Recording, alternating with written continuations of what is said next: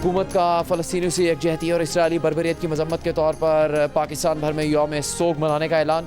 वज़ीर आज़म शहबाज शरीफ की ज़ेर सदारत मशावरती इजलास में फ़ैसला किया गया है कि पूरे मुल्क में कल बाद नमाज जुमा शहीद की गायबाना नमाज जनाजा अदा की जाएगी।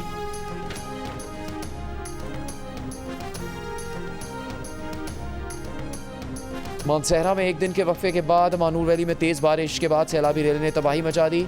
कई घरों और दुकानों को नुकसान पहुंचा। महानरी का मरकजी पुल बह जाने के बाद बनाया गया मुतबादिल रास्ता भी सैलाब की नज़र हो गया।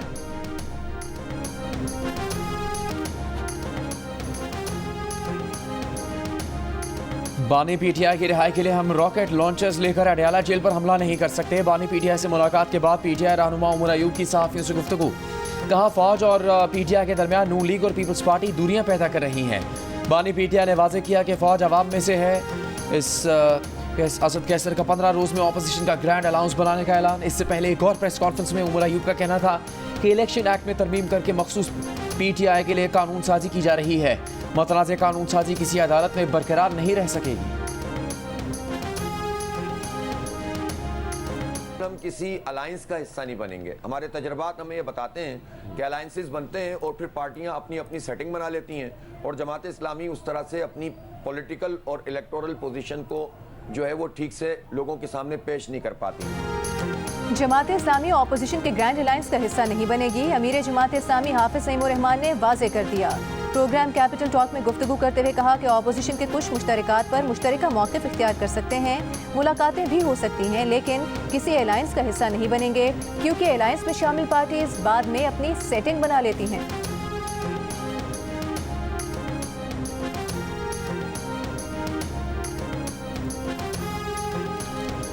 पीटीआई की ये खाम मखाली है कि वो शायद सितंबर नवंबर के बाद हुकूमत में आ जाएंगे। वज़ीर दिफा ख्वाजा आसिफ का बयान। कहा बानी पीटीआई से मुतालिक बयान पर कायम हूँ कि उन्होंने पाँव पकड़ने ही पकड़ने हैं। अलीमा खान ने भी अपनी प्रेस कॉन्फ्रेंस में तरले की टोन में बातचीत की। खैबर पख्तूनख्वा में इन्हें हुकूमत करते 15 साल हो गए। बजाय नई यूनिवर्सिटी बनाने के तालीमी इदारों की ज़मीन बेच रहे हैं। इन्होंने दहशत गर्दों को वापस लाकर आबाद किया। ये मुल्क दिवालिया करके गए। IMF को ख़त इन्होंने लिखे। बानी पीटीआई को अपनी ज़ात और इक़्तिदार के सिवा कोई चीज़ या रिश्ता अजीज़ नहीं। ये लोग सुबह पराठों का नाश्ता करके आते हैं और फिर भूख हड़ताल पर बैठ जाते हैं। इनकी हिकमत अमली ये है कि बड़क मारो, अगला डर जाए तो ठीक, वरना मुज़ाकरात की बात करो। तलाल चौधरी ने कहा जितने मर्जी इत्तेहाद बनाएं, आपके करतूतों की सज़ाएं आइन के मुताबिक हैं। चाहे जितने इत्तेहाद बनाएं, सज़ाओं से नहीं बचेंगे। ख़त लिखें कि कोई कैंपेन नहीं चलाएंगे, इदारों का नाम नहीं लेंगे। आज फिर नाम लिए।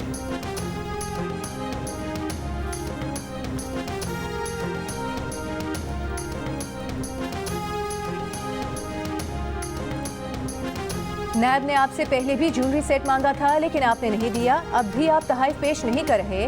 आप खुद बहुत रिस्की काम कर रहे हैं। इस्लामाबाद हाई कोर्ट के जस्टिस मियां गुल हसन औरंगजेब का तोशा खाना के नए केस में मुमकिना गिरफ्तारी के खिलाफ बानी पीटीआई और बुशरा बीबी की दरख्वास्त की समाअत के दौरान रिमार्क्स। बानी पीटीआई और बुशरा बीबी के वकील इंतजार पंजोथा से इस्तफसार किया कि क्या तोशा खाना के पुराने तहाइफ पर ही नई इंक्वायरी शुरू की गई। इंतजार पंजोथा ने जवाब दिया कि पहली सजा की फर्द जुर्म में तमाम 108 तहाइफ का जिक्र किया गया। जस्टिस मियां गुल हसन औरंगजेब ने कहा कि वो केस सिर्फ ड्राफ्ट ज्वेलरी की हद तक था। आप भी अपनी नेक नियति साबित करें। सवाल किया कि क्या ये दुरुस्त है कि आप इन्वेस्टिगेशन ज्वाइन नहीं कर रहे। बाद अज़ां अदालत ने नैब को नोटिस जारी करके 8 अगस्त तक जवाब तलब कर लिया।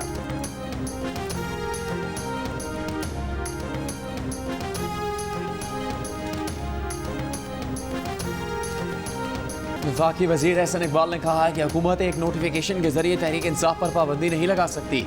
जब इदारों के पास सबूत होगा, वो आइन और कानून के तहत समझेंगे कि केस मजबूत है, तब पीटीआई पर पाबंदी का फैसला लेंगे। इंटरव्यू में कहा कि किसी जमात पर पाबंदी सिर्फ हुकूमत की ख्वाहिश पर नहीं हो सकती। हुकूमत को पाबंदी की आला अदालत से तौसीक भी लेना होती है।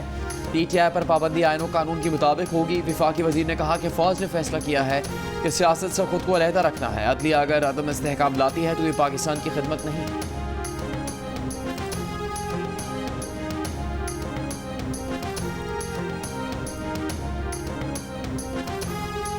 तवील अरसे बाद सुप्रीम कोर्ट का शरीयत एपलेट बेंच बनाने का फैसला। चीफ जस्टिस काजी फाइज ईसा के ज़ेर सदारत प्रैक्टिस एंड प्रोसीजर कमेटी के इजलास में शरीयत एपलेट बेंच तश्कील देने की मंजूरी दे दी गई।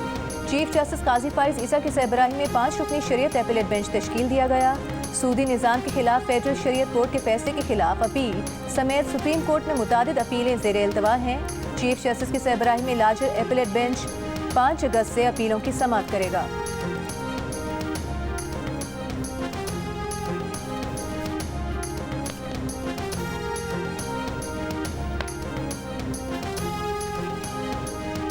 इस्लामाबाद के ज़िले इंतज़ामिया और पीटीआई के दरमियान जलसे की तारीख और जगह पर डेडलॉक बरकरार। Chief justice Islamabad high court justice Aamir Farooq की पीटीआई को जलसे की इजाज़त के केस में फरीकैन को एक बार फिर मामला मिल बैठ कर हल करने की हिदायत। केस की समाअत के दौरान एडवोकेट जनरल ने पीटीआई को 22 अगस्त को जलसे की इजाज़त देने से अदालत को आगाह किया। वकील पीटीआई शुएब शाहीन ने तारीख और जगह पर एतराज़ करते हुए इस्तदा की कि हमें एहतजाज और जलसे की अलग अलग इजाज़त दी जाए।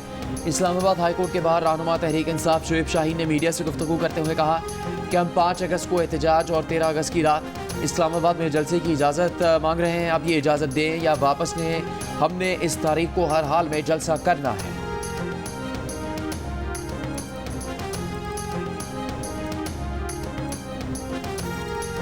रूल्स बनाएं, जगहों को मुख्तस करें, आप कोई कसर ही नहीं छोड़ते। मुल्क को बनाना रिपब्लिक ना बनाएं। देखते हैं तौहीन अदालत बनती है या नहीं।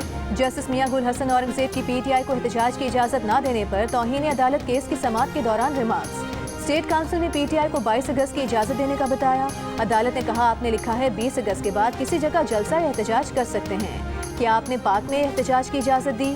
पार्क है, उसे पार्क रखें। हुकूमती पार्टी इजाज़त मांगेगी, आप प्लेट में रख कर देंगे। वकील पीटीआई ने कहा हमारी ये दरख्वास्त प्रेस क्लब के बाहर एहतजाज की है, जलसे की नहीं। जस्टिस मियां गुल हसन औरंगजेब ने कहा कि तौहीन अदालत केस में अदालत ने जलसे की इजाज़त नहीं देनी, इससे मुतालिक ऑर्डर पास करूंगा।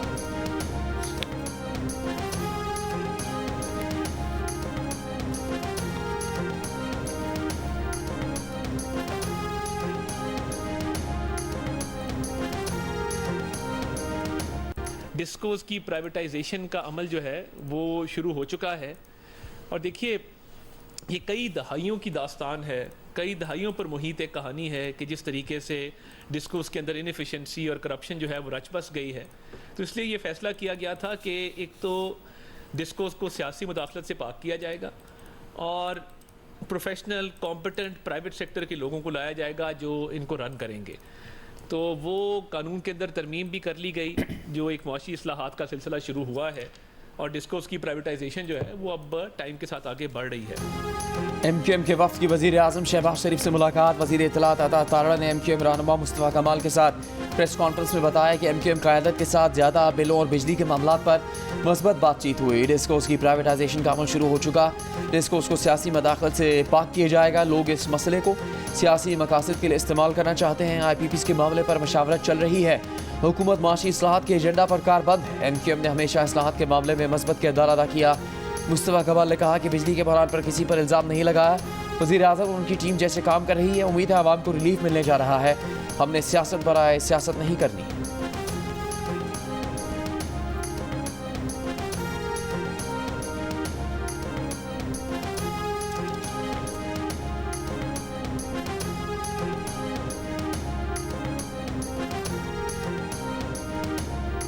पैक एक्ट की अदालत ने तहरीक इंसाफ के तर्जुमान रऊफ हसन की जमानत मंजूर कर ली। मुकदमे से रिहा करने का हुक्म। ड्यूटी मैजिस्ट्रेट अब्बास शाह की अदालत ने फैसला सुना दिया। जमानत के बावजूद आज रऊफ हसन की रिहाई मुमकिन नहीं। वो इंसदाद दहशतगर्दी अदालत की जानिब से 2 रोज़ के रिमांड पर CTD की तहवील में है। रऊफ हसन को पैक एक्ट के तहत इंटरनेट पर दहशतगर्दी से मुतालिक इंफॉर्मेशन बनाने, फैलाने और धमाके के केस में गिरफ्तार किया गया था।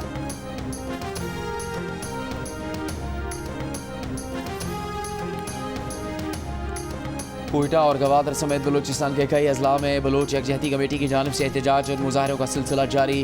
कोयटा शहर में रेड जोन और एतराफ़ की सड़कें आज छठे रोज़ भी आमदरफ्त के लिए बंद। रेड जोन को जाने वाले रास्तों की बंदिश से एतराफ़ की सड़कों पर ट्रैफिक की रवानी मुतासर। मुजाहिरीन ने सराब रोड को रुकावटें खड़ी करके बंद कर दिया। गवादर के मेरीन ड्राइव पर बलूच यकजहती कमेटी का एहतजाजी धरना 5वें रोज़ जारी।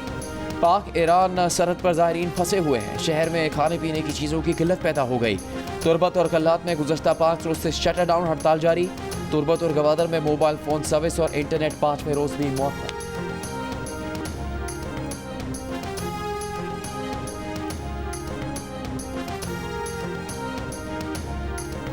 जिला कुरम में 2 कबाइल के दरमियान ज़मीन के तनाज़े पर जिरगा अरकान फरीकैन के दरमियान अनमुआहिदा कामयाब हो गया।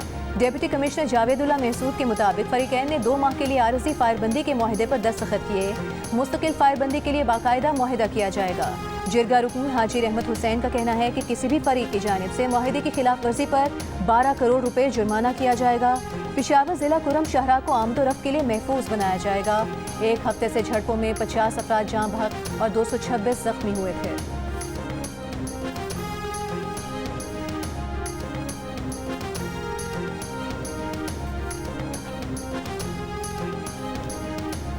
रहीम यार खान और घोटकी में कच्चे के डाकू से मुकाबले में शहीद होने वाले 6 पुलिस एहलकारों की नमाज जनाजा अदा कर दी गई। मैयत आबाई इलाकों को रवाना कर दी गई। गुज़श्ता रोज़ चर गैंग के 4 डाकू की हलाकत के बाद डाकू ने उबाड़ों में ड्यूटी पर जाते हुए एहलकारों पर हमला किया, जिससे 3 एहलकार शहीद हुए। दिल का दौरा पड़ने से SHO भी जाँ बहक हो गए। दूसरा हमला सादिकाबाद में हिफाजती बंद की पुलिस चौकी पर किया गया। DPO रहीम यार खान का कहना है कि डाकू की तलाश जारी है, हर सूरत मंतकी अंजाम तक पहुँचाया जाएगा।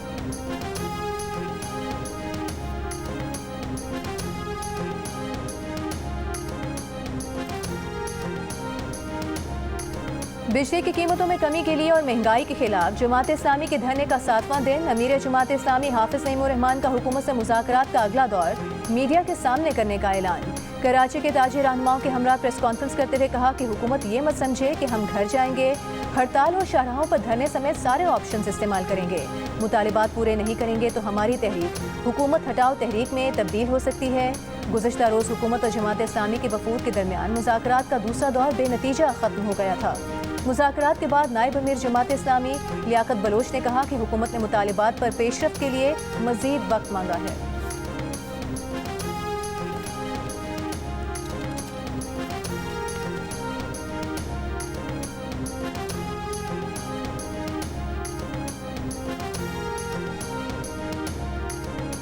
खलीजी ममालिक में पाकिस्तान के खिलाफ सोशल मीडिया पर मनफी प्रोपेगेंडा करने वालों के खिलाफ सख्त कार्रवाई। मुलविस अफराद को सजाओं और मुल्क बदरी का सामना। अरब अमारात के कराची में कौंसिल जनरल ने GEO न्यूज़ से गुफ्तगू में बताया कि मनफी प्रोपेगेंडा में मुलविस 5 से ज़्यादा पाकिस्तानियों को उम्र कैद जैसी सजाएं भी दी गई हैं। गिरफ्तार बेशतर अफराद को UAE से मुल्क बदर कर दिया गया।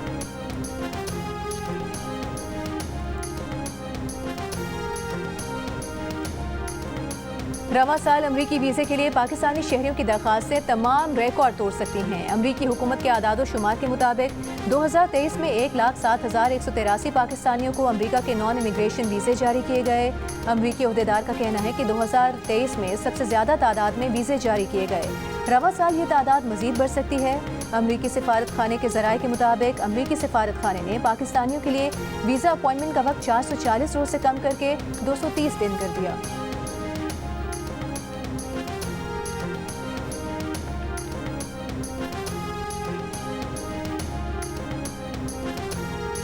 सदर मुमलिकत आसिफ जरदारी से गौहर एजाज की क़यादत में federation of Pakistan chambers of commerce and industry के वफ़द की मुलाकात।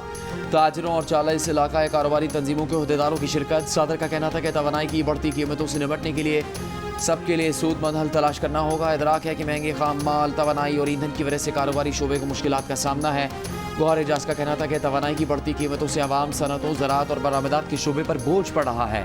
सदर मुमलिकत से दरख्वास्त है कि तवानाई की कीमतों के मामले में मदाखलत करें।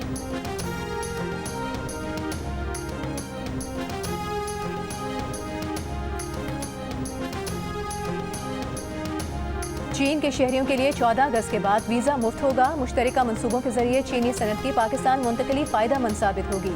वज़ीर आज़म शहबाज शरीफ की चीन के आला सतह के वफ़द से गुफ्तगू। वज़ीर आज़म शहबाज शरीफ ने कहा कि पाकिस्तान ने चीनी शहरियों की फुल प्रूफ सिक्योरिटी के लिए मौसर इक़दाम किए हैं। मिशाम वाक़े में मुलविस अफराद को गिरफ्तार किया गया है। वाक़े में मुलविस अनासर को करार वाक़ई सज़ा दी जाएगी। चीनी वफ़द के दौरे से सरमायाकारी को फ़रोग़ मिलेगा। यकीन है कि चीनी वफ़द का दौरा पाकिस्तान मुफीद साबित होगा। चीनी क़यादत के साथ मुलाकातों के नतीजे में आला सतह वफ़ूद पाकिस्तान का दौरा कर रहे हैं।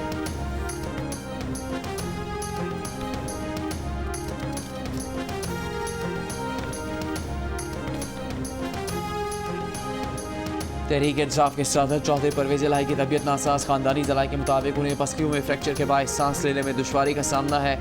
अस्पताल में चेकअप करवा लिया। उनके एकोकार्डियोग्राम और दिल के दीगर टेस्ट किए गए। डॉक्टर्स की तरफ से मुकम्मल आराम का मशवरा।